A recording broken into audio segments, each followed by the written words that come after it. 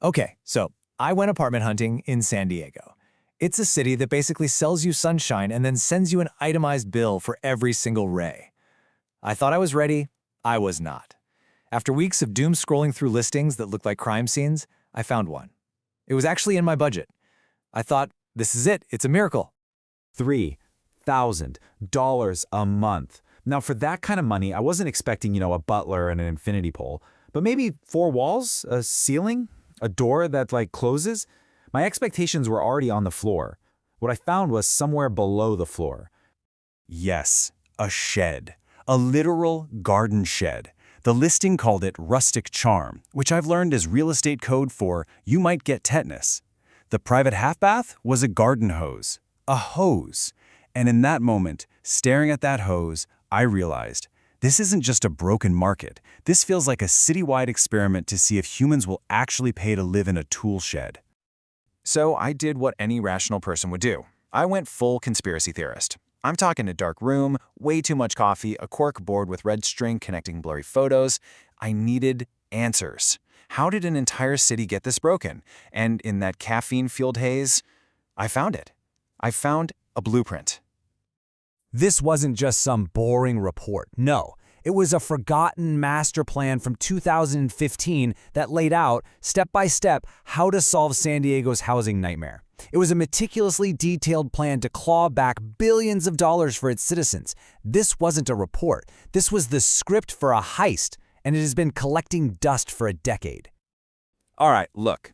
If your rent payment makes you physically ill, if you've ever had a landlord call a hot plate a chef's kitchenette, you are officially on the crew for this heist. So slap that subscribe button, like this video, and in the comments, tell me the most ridiculous thing you've ever seen in an apartment listing. Let's crack this case. First things first, we need to survey the crime scene. This feeling of being constantly squeezed by housing costs, it's not just a me problem. It's the unofficial sport of San Diego.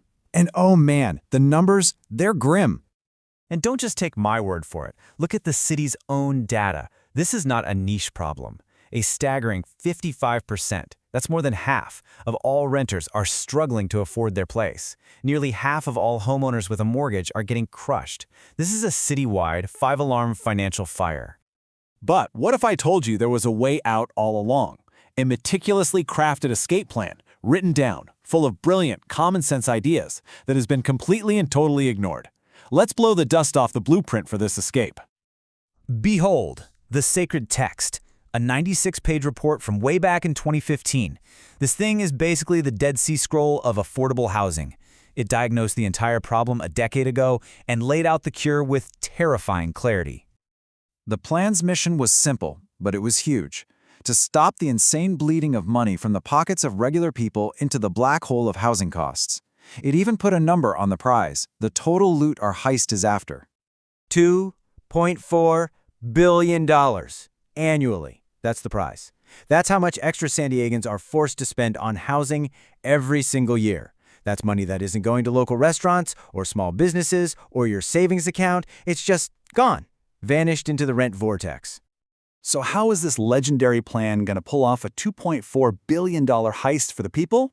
Not with lasers and grappling hooks. No, it was with something far more radical, common sense.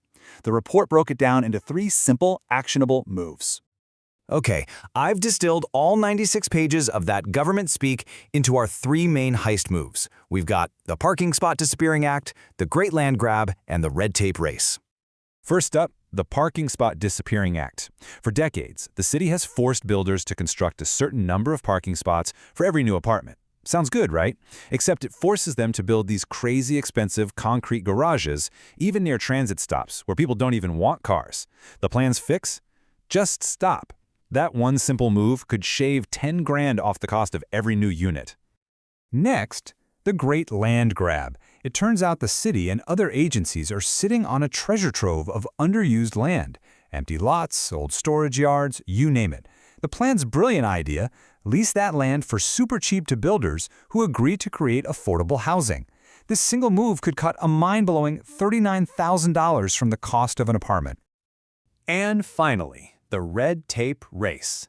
Right now, Getting a project approved can take years of navigating this insane maze of permits and reviews, and every delay costs money. The plan found that just by streamlining that approval process, you could slash another $9,000 from the cost of each unit. So, yeah, the plan was brilliant. It was ready to go a decade ago. So if the plan was so perfect, why am I still getting ads for glorified closets? Well, this is where our heist movie gets a modern-day plot twist. The plan has been sitting on a shelf, and the reason why is a classic story of political paralysis.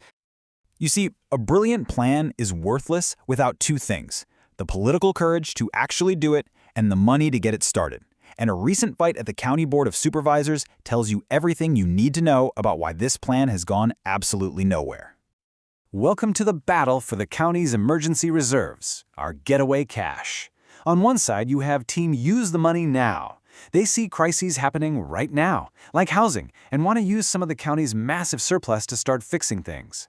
On the other side, you have Team Save for a Rainy Day, who wants to keep that money locked away for some unknown future disaster. Supervisor Tara Lawson-Reamer's side is basically arguing the rainy day is already here. She says they're offering a common-sense solution to help vulnerable people who are drowning right now.